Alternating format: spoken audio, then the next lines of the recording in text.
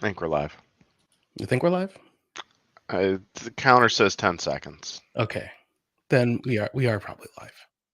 Hello, everyone. Yes, we Welcome are. to unfortunately, I am sick, low energy Grizzly Geeks April 2024 edition. I am Jeff, aka Gfy. That is Bob, aka Bob.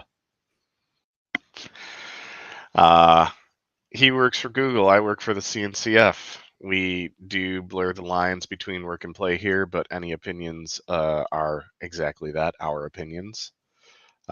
We do that because we do want to try and actually say spicy things and be honest. So that's that. We don't really have a formal or written code of conduct, but it is essentially be nice, don't be an ass. If you're an ass, we're going to be an ass to you.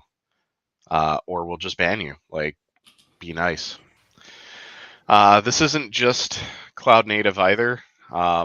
And we have talked about like LLM things. This is really just kind of whatever Bob and I want to talk about. It depends on the month. It depends on what's on our minds.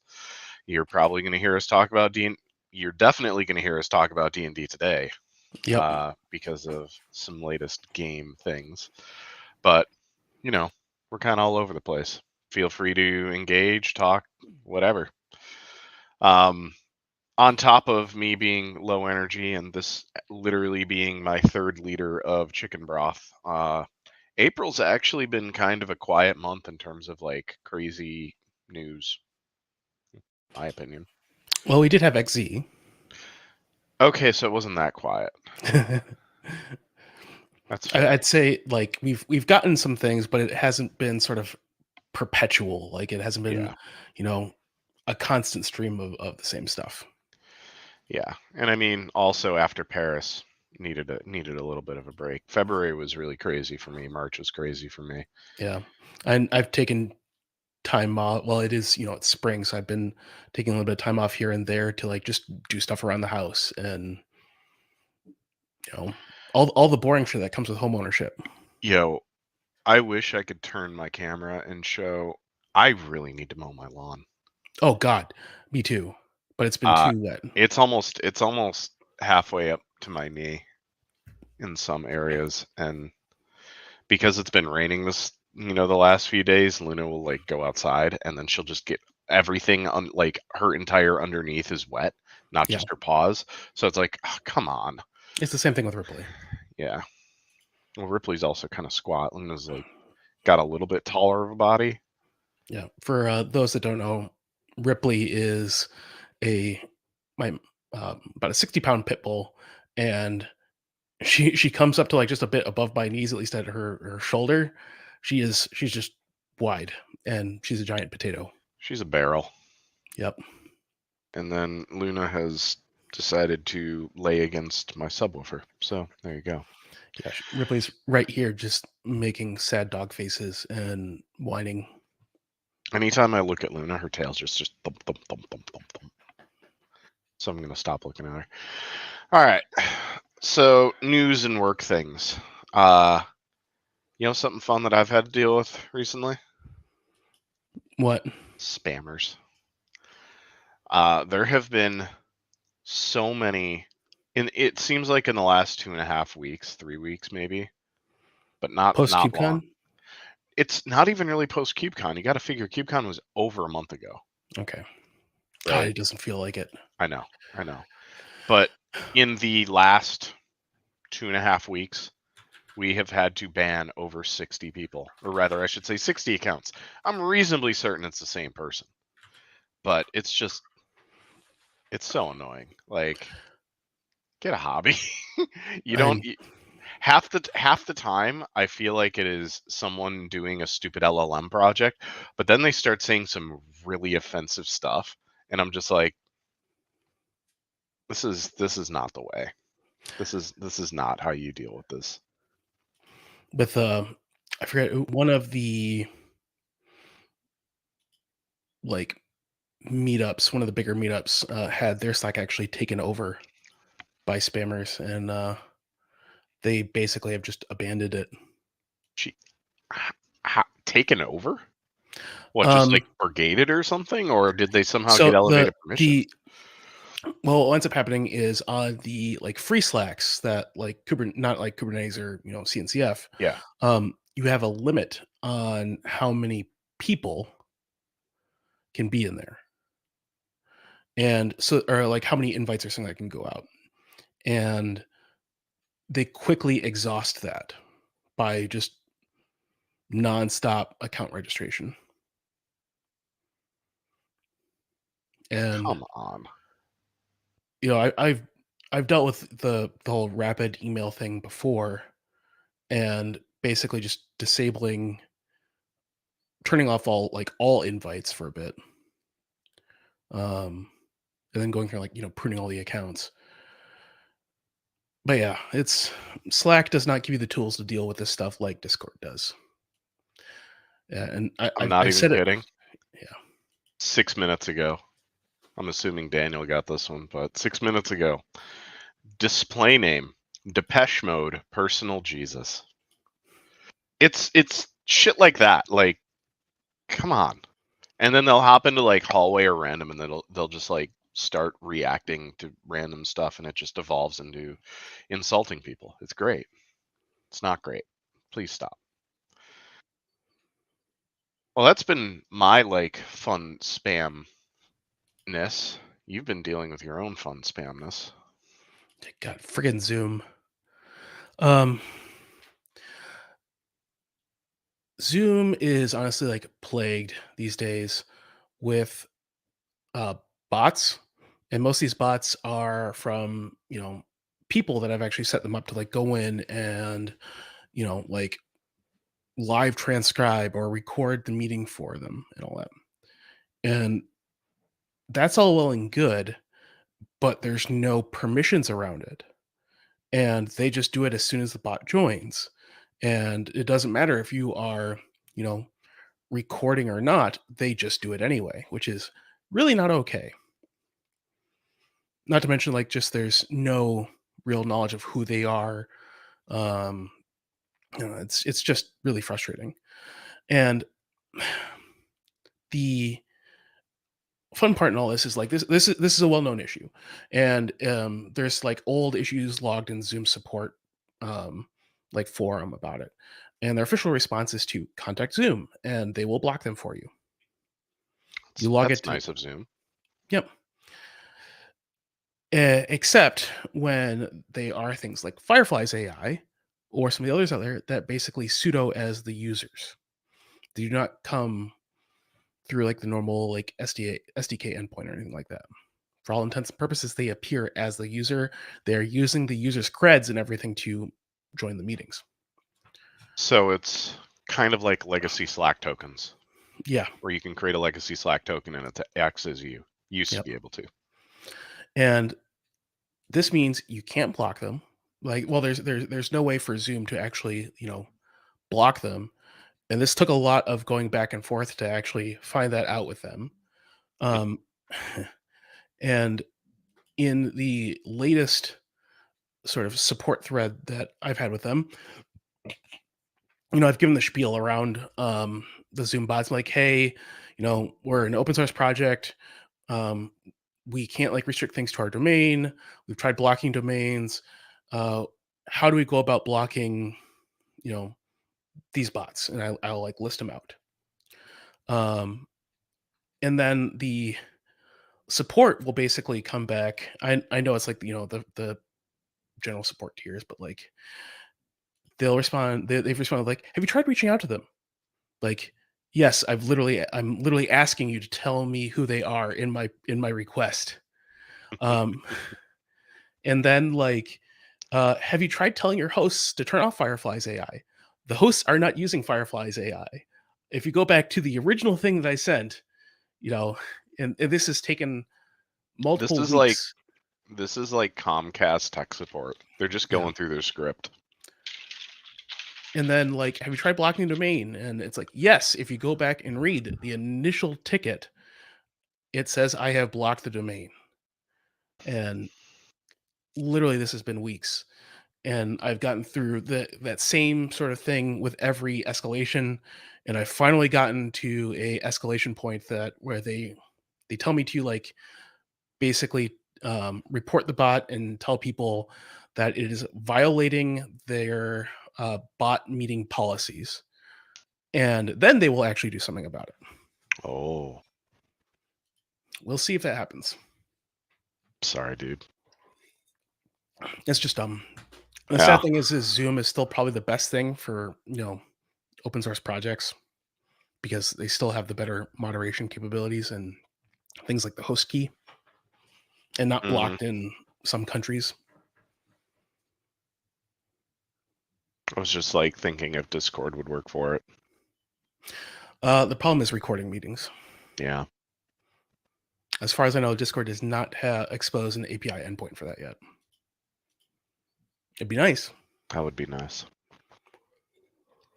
All right. Bit of news. So we have, in the last month, accepted 6 new sandbox projects. How many of I'll them start with K?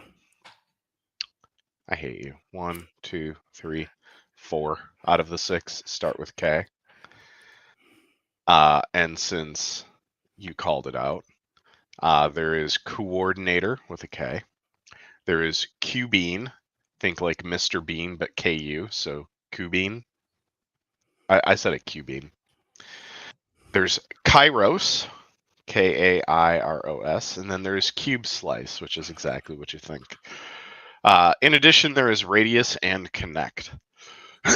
So I had to present on or to the marketing committee on this, and I'm like trying to think of really, are there any connections? Is there a pattern here? And at best, we're seeing some more network application, things going up the stack in terms of like network management.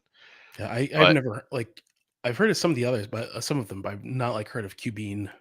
yeah, Um, I I looked at that, and then I looked at the current sandbox queue, which is unfortunately somewhat long. And it's not that there's a specific pattern. It's just once if you really know the ecosystem well and you know like where things have already matured, it's like, yeah, this makes sense. We're starting to focus on the next layer up, or these are the existing problems with things. So it's like it's kind of hard to, off the top of my head, put a nice spin on it other than we maturing. yep. There was now I'm actually gonna waste time. There was one that looked really interesting to me. Just I'm also kind of curious about like Radius because Radius is a very overloaded term. There's multiple Radius open source projects. It's even funnier than that. If I recall, there's Microsoft Radius, and this is a project There's the called Radius Radius. protocol. Yes, and this is a project out of Microsoft Oh, called Jesus Christ. Radius. If I recall, I'm gonna double check right now. But yes, 100%. It was like, huh. Oh God, the I queues. Radius Uh, dash project. yes. I googling So in this Radius case, GitHub and things. Radius is a way to like. I'll just read it. I'm not even going to try and sum it up right now, but it is from Microsoft. I remember that. Cloud native application platform that helps developers and the platform engineers that support them on collaborating, delivering, and managing cloud native applications. So to me, that actually kind of sounds a bit like Backstage. Like this is another way to, well, I mean, Backstage is meant to be that developer, portal. This is just Yeah, taking some of the very specific things Backstage makes easier and then doing it. But I have not messed around with it. This was not the one that was actually like kind of crazy yeah. interesting I to was me actually though. gonna say like I there's like a googling things and it's just like how is that different than build packs? But Well, there's like 5 different kinds of application bundles. yeah, Qbean this is is, this is one of the things I'll be happy about with some of them eventually going to the graveyard. I mean, if there's active interest in them, let them go. Qbean product ready cluster lifecycle management based on Spray. That's not the one though. Was it Kairos?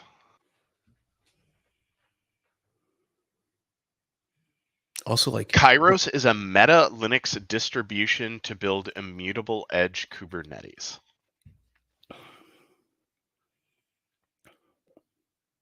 I think I've actually heard of Kairos before. Simplifies edge, cloud, and bare metal operating system lifecycle management. It is a framework to build immutable Linux meta distributions for edge Kubernetes. The other one that like surprised me, made it through with its name is like Connect. Yes. Like, how the hell am I going to discover that? Probably you have to be looking for it specifically, or you're gonna have to be putting in some very, very specific search terms. Yeah. Googling Connect CNCF does not find it, but it does It find was a, just accepted. and that's fine. But like, people will cloud native or whatever. The thing Yeah. that did come up was a reference to it on a mailing list, and I was able to find its site from that. Yeah, I think it's kind of interesting. Whenever I'm looking for a project, I know to just like, I will find info if I go to CNCFTOC and search. But It's a that's me. okay protobuf RPC thing. Yeah. Um, travel schedule. What did I even want to say? Like, I have really tried to pare down my travel schedule, at least the first half of this year, because I know the second half of the year I am just absolutely not here. I actually need to figure out if there's going to be. Let's look quick. So we do this the last Tuesday of every month. October, November would be November 26th. I think we're in Japan. I was looking at the wrong calendar. Crap. I have all my traveling. Yeah, so I will be doing this from Japan, and it will probably be like 5 a.m. That'll be cool. December will be fine. October. Oh, that's funny. Hey, Bob, our October episode I will be doing from Japan, because I'll be at Open Source Summit Japan then. As the November or one your personal vacation? Yeah. So not even getting into August or September. October, I'm pretty open until the very last week, and then Open Source Summit Japan. So I think I'll be flying out on the 25th, and I'll be coming back on the 30th. But 30th is a Wednesday. I will be doing this from Japan on Tuesday. And then November, I get back from OSS Japan. I have that first full week of November. Then we're probably flying out to Salt Lake City on the 9th, right? Yep. I get back from Salt Lake City tentatively 15th, 16th, Friday, Saturday, and then fly out to supercomputing 17th, 18th. Get back from supercomputing on the 21st. Go to Japan on the 22nd. In Japan until December 10th, and then I fly to India. It's India. gonna be a busy fall. Yeah. I am not looking forward to it, especially because I really enjoy December as my favorite. Well, October, November, December is like my favorite time of year because it's like fall transitioning into winter. There's, my favorite weather. There's football. There's cozy food. And I'm not going to be around for most of it. So I'm a little sad. You really only have Salt Lake City, right? Or are you Yeah, doing and anything I've else? told people that like I will absolutely make it to India just because of too many friends there. Yeah. So you got Salt Lake City, then you got like 4 weeks into India. That's not too bad. But yeah, that's going to be kind of a. I'm going to enjoy a quiet summer. Hopefully, I think I'm going to Cloud Native Security Con, and there's the Kubernetes celebration that Google's Yep. hosting. Speaking of Kubernetes, Yep. I think is the artwork contest. I think the artwork contest actually closes today. I'm checking right Yeah. Let now. me actually. Yeah. I was just pulling it up. Less than a week. Deadline Tuesday, April 30th at essentially midnight. Midnight. So, hey, consider this your plug for those that may or may not actually be watching, because I'm not even looking at numbers. It's probably 0. One. Me. Kubernetes 10-year logo contest. If you were the artistic type, please submit. Because we're going to do some fun things with the submitted logos, and I imagine there may or may not, hint, hint, be some swag in Salt Lake City that is based on that. What other Kubernetes things are happening? What's steering planning, if any? Nothing. Cheers. Steering is like we're living up to Kindred Becks. That's fair. What else we got going on? Cheers to George for taking things off my plate. He is going to be taking over my little weekly web stream thing. Why is Susan messaging me? Come the hell on. I can't wait to see this. So my whole goal with chat loop, so there's clash loop and then there's chat loop. Clash Loop's meant to be that stupid, silly, fun thing that we do at a KubeCon and it's a competition, but Chat Loop is meant to be a way for us to just Bob Ross look at a project and mess around with it and see, how the project is, not from an existing maintainer's eyes. It's been pretty successful. We've gotten a lot of, views and a lot of people engage with the chat live. So I am That's good. happily handing it over to George so that He's a much more energetic streamer. he is a much more energetic streamer. Yes. Yes. But he's like, the whole thing is he's not actually hosting it. He's the one that is picking the projects and picking the people in help, with Katie's help to pull in ambassadors. Speaking of ambassadors, congratulations to a bunch of new CNCF ambassadors. The spring cohort of 2024 was just announced. I saw a lot of very happy posts. So, And I am finally not one. I mean, I've been trying to kick you out for years. I've been an ambassador since January 2018. That's been a while. Yeah.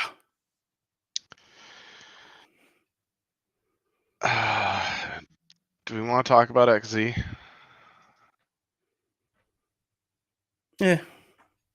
I mean, everyone's talked about XZ. There's like some merit to just recognizing it and how awful it is, both for maintainers and for, like, there is nothing good has come out of this, but there is nothing good about it. Yeah. When it comes down to it, the people reviewing code have to be the ones that are being extremely diligent. And one thing, or like what we have in Kubernetes, where we technically require 2 independent people to review it. At least we try to get 2 independent people to review every code that any piece of code that's merged. I think probably 80% of the time that's possible, right? I think the thing that is worrisome are the 20% of projects that are critical to infrastructure that few people know about, and they really do only have like a BDFL or a single primary Yeah. maintainer, right? Like Kubernetes has, even though The Kubernetes has enough people and enough structure to require that two independent yeah, reviewers. and I will happily get on my when it comes to like one person, I will happily get on my soapbox and put another soapbox on top of it to get even taller. That like we need collectively to do a better job about communicating these kinds of risks. And just like when you are down to one person and it in the XZ attack, the person spent a while to build up trust. But like if you've had someone that's been opening PRs for, years or at least been around, like there is some like there's always going to be risk, but there are ways to minimize it. I mean, I agree with that. There is, yeah, like I said, I'm low energy. I think we're going to see a lot more around policy. I also think this is going to light several fires around this. What I don't want to see, and I'm sure it's already happening and being developed, is let's try and leverage LLMs to provide better PR checks to prevent things like that. And it's like, okay, but you do realize that LLMs are really easy to circumvent, right? So I don't know. I think overall this is going to wind up with a more positive outcome than negative. Also, this is arguably one of the best examples of open source succeeding because Yeah, it was found basically by a random Microsoft employee. random Microsoft employee that was pissed off that his SSH connections were taking longer than he thought they should. Insert debugger here. Yep. What's this? I love it. Like, it is actually a fun story. That is like the true, open source story. I have an issue. I am tired of it. I am going to look at it and try and fix it myself. Yep. All right. Last but not least, in terms of like news, in my opinion, I would like to congratulate the George Castro, our friend, our homie. Bluefin is GA. I think he GA'd it last week. Honestly, he could have like surprised me. It's been stable for a while. I think it's just hit the point where there's nothing that he wants to change. So Bluefin Except he for wants to those. retire himself.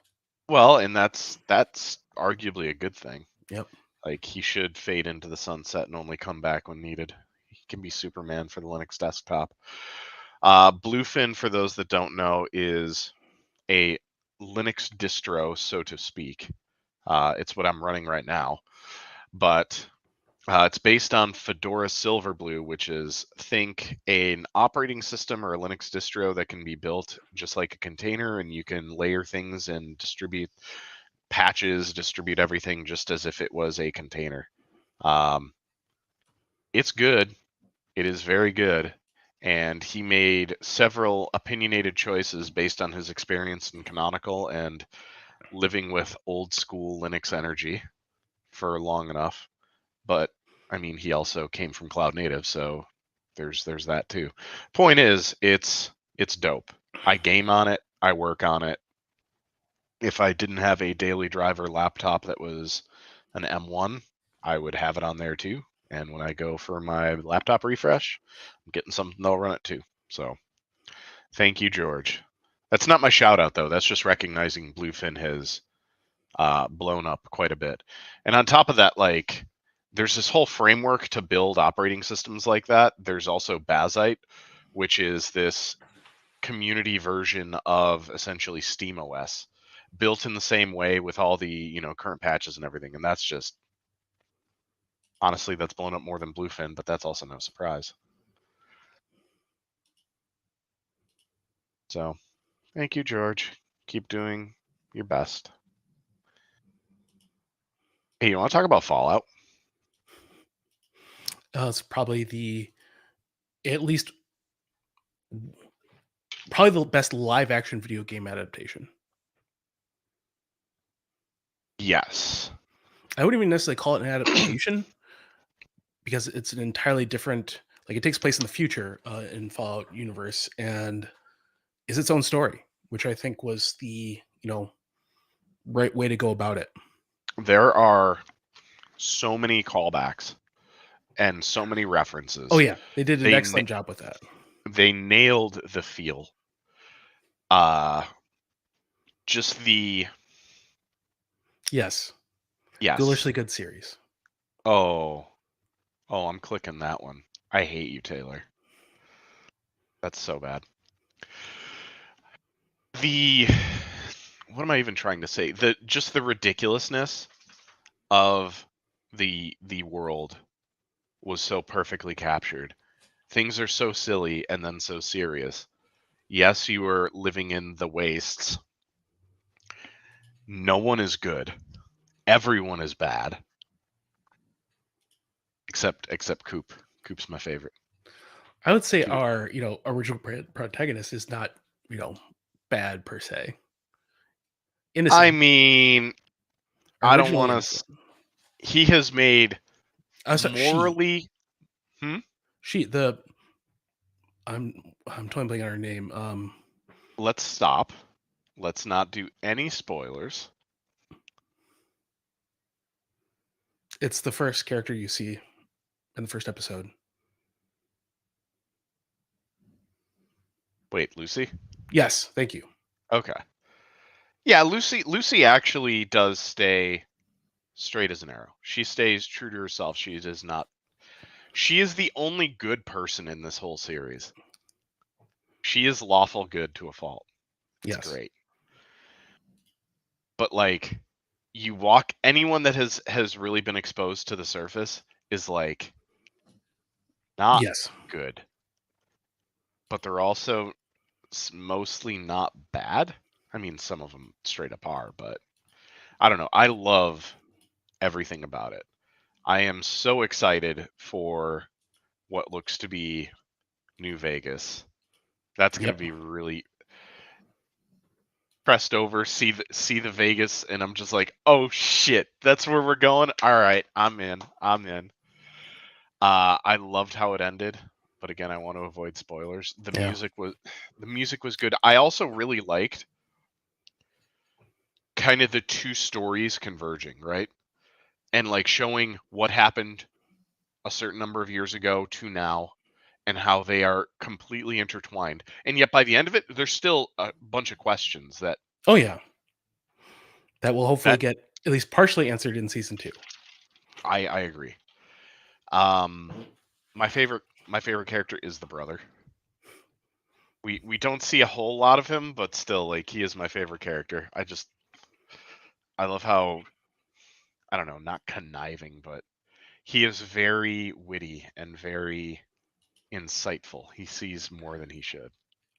Yeah, he's So intentional yeah, in his actions. deliberate. He is very deliberate. Yes, Especially like all the stuff that he did at the end. I was like, I like this. Anyways, those that haven't watched Fallout, please go watch Fallout. It yeah, was a wonderful show. It's 8 episodes. It's probably like 8 hours, 8.5 hours total. it's worth it. It is worth Like it. literally, the only other thing I think that's on par is not live action and Arcane. Arcane is very, very good, yes. Yeah. So in D&D news, we are doing everything for the glory of Rome. One of our friends, Brian, is legitimately obsessed with Rome. To an If unhealthy degree. to an unhealthy degree. If you know the meme, men only think about one thing and it's fucking disgusting. That is Brian thinking about Rome. If you want to trigger Brian, you say, what is it? Rome, those that invented the sword, and then he gets really upset. He has like a 250-year-old copy of the Fall of Rome. Like he actually is obsessed with Rome. Yeah. And so he wrote a D&D campaign and setting all around Rome and then put us in it. And so we had like 2 sessions in the last week and a half.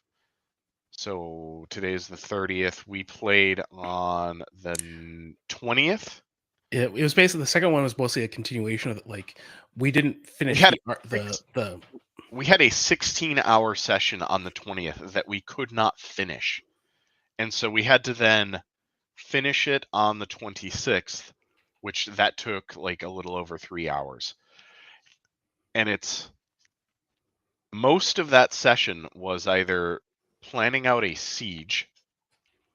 Well, we didn't wind up sieging that castle. Ultimately, we wound up sneaking in and blowing the door. sneaking in and blowing the door, which worked out really well. I feel like we probably wasted 2 hours of our life planning a siege that didn't have to happen. Yep. But then the other part of that, That's part of the like just like in Baldur's Gate, like it's not always fun when you like you don't always want to succeed. oh, I agree. But the other thing that was fun was, oh, hey, you did a good job here. Now go be a diplomat for the Germanic tribes. And then that took at least 6 hours of the first session and 3 hours of Friday. Like it just halfway through, it really felt like open source politics, but of course we can't really do that because your character is naive and like 10 years old or however old you're at.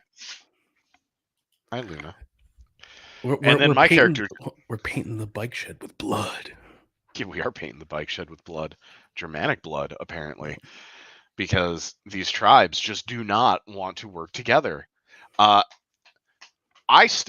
know that no one else is going to understand this, but none of us poked the bear and tried figuring out who was attacking them. So Honestly, to we set don't the have stage, time for we like didn't. that right now. To set the stage, there were 3 different tribes that all came together to meet with a Roman diplomat, and then there was this interested third party who was a Germanic trader. So you have a Germanic trader, 3 different tribes, and then a bunch of Romans, and we're trying to figure out how can we help you. And it was a shit show. It was awful. None of them wanted to say what they wanted to say. All of them wanted to fight in some way or another. I insulted all of them to their faces and then caused one day of negotiations to get totally just shut off. So that was cool. But one thing that we just did not who was attacking them? Like I feel like that's going to come to bite us later that we didn't figure that out. I also don't know if we necessarily had all the information at that point to figure it out.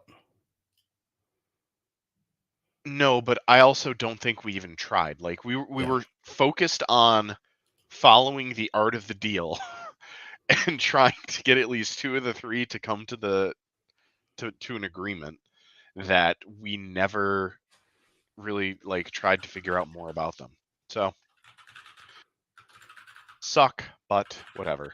I love that. I love that campaign. You know, one thing I will also say, Brian is a very good DM, but I think he can be very intense. Like when you were having a conversation in character with him and the character he is trying to NPC is upset or is trying to do something, like Oh yeah. he is intense. And it's actually like, I don't know, like I have to like consciously realize that like he's not pissed off at me. He's playing this character that's pissed off at me because he is just fucking zoned in when he does that. I don't know. It's worth mentioning. It's on my mind. I think the other good thing about the Roman D&D thing was the first real use of VTT. Yep. So VTT virtual tabletop. A while ago, I had actually gotten a like TV and put a case for it so we could put it on, basically play on that instead of having to like draw out maps and things like that. Um, and honestly, the real reason why is just because of how much of a time saver it is. Like we're all in our late 30s, 40s, early 40s, and like we don't have time for a lot of stuff. And so if we can streamline the DM experience somehow or the player experience somehow, that we can play more often. It takes less time to prep. Um, yeah, and it worked really well.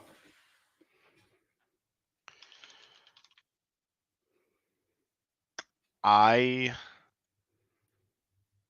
I think it's a win.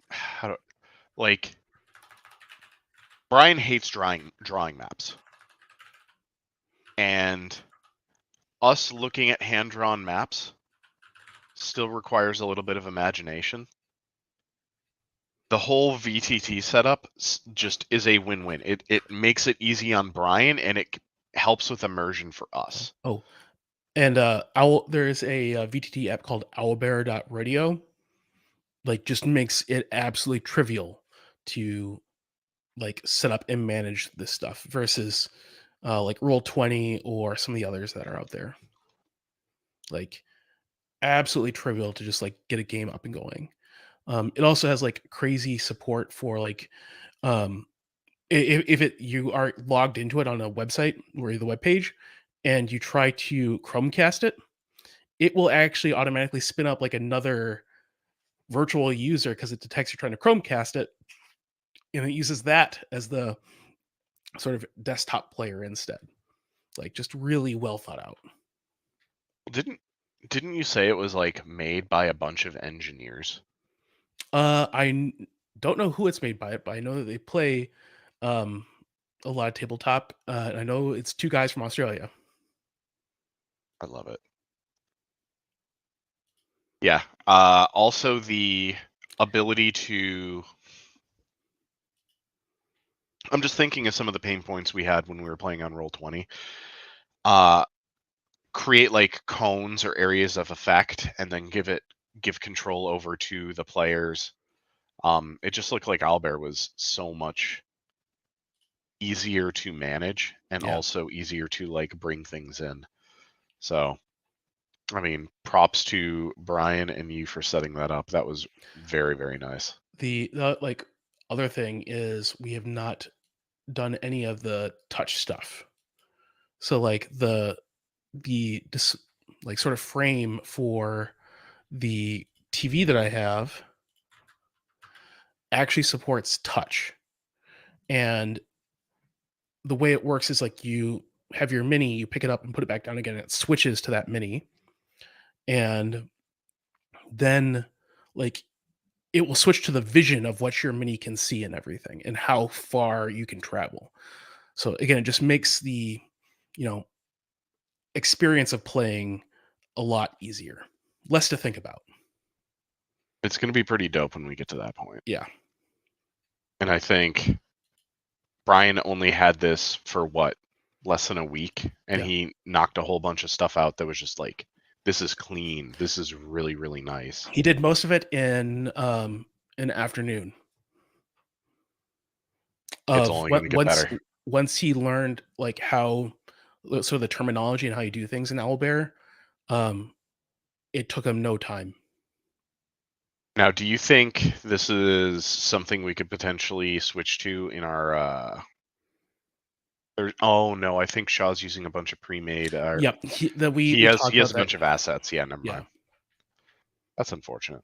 Roll20 isn't bad. It was just it'd be nice if we like converged. All of us converged on a single VTT. yeah.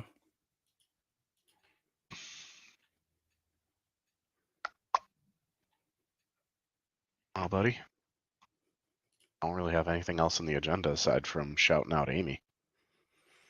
I will plus one that. I don't really. I've been behind on my shout outs. You're just gonna collect all of your shout outs, and at the end of the year, you're gonna be like rapid fire 10 different people. All right. Well, let's bring this one to a shorter close. It's actually not a bad thing. Quiet months are perfectly acceptable. Also, my nose is starting to get more congested again. However, before we go, I want to give a shout out to Amy. She is leaving the CNCF, unfortunately, for everyone. And she is doing it in the most graceful possible way as she transitions out. And like she has had to deal with internal politics to like stay a contractor, and then LFIT accidentally yoinked all of her permissions when she went from staff to contractor, and it's just been like she does not have to deal with this BS, but she is doing it for the love of the community and the love of us. So I need to recognize her as she, you know, rides into the sunset Fallout style. So that's all I gotta say about that. You good? Yep. All right. Well, thank you for coming to a shorter Grizzly Geeks stream. I'm sure in May I will bring the energy because I'll just be, I don't know, not That's dead. less dead. I wanted to make a ghoul joke, but Taylor already did that. All right. We out. Peace. Later.